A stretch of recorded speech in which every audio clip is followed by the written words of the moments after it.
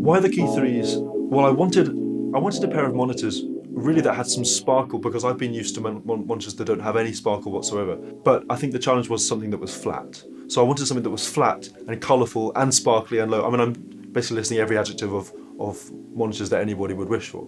I found the Key 3s, and it's the most nutritious and delicious monitors I've ever heard in my entire life, and the fact they're in my room is a bit of an unbelievable joy. It's crazy, and still very new, so I'm adapting and I'm changing my listening process, because you can lean in and hear all these details you'd never dream of hearing. And I've listened to music I love dearly, and I've thought, oh, that wasn't there before, but it was. It's just I didn't have the Key 3s on my side. It was effortless to put them in here. I mean, we set them up, and yeah, it's as though the speakers listen to the room and it says, okay, I know what to do with you, and it tunes it perfectly. I've listened to keys in Boston, in the States.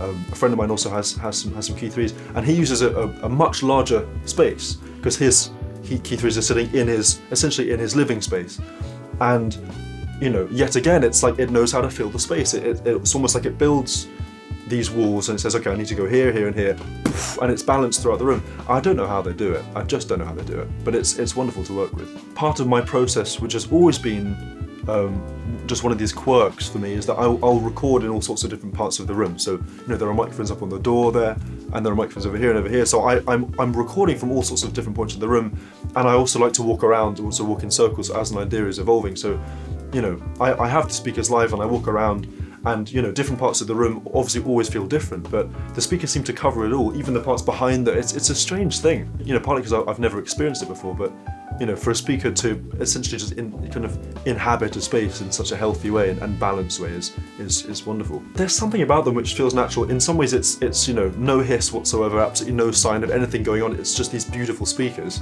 and you hear the sound. So it's almost like the presence of the digital is very, very, very transparent, and all you have is just the sound on your ears, and that's all you need from monitors. For me, this is the best I've ever heard, and I've been visiting different studios all around the world, and I've enjoyed different speaker systems, but this is something different, and I think the fact that it's in my home as well and it sounds so good, it's again, it's that process of coming back and thinking, well, this is how music is supposed to sound. And then everything else is sort of like, well, there's this and there's this, oh, and then there's this, but then there's the keys at home, and that's the way it should be. And I think it's amazing to have reached a point where I can feel like that, and I think I just trust them.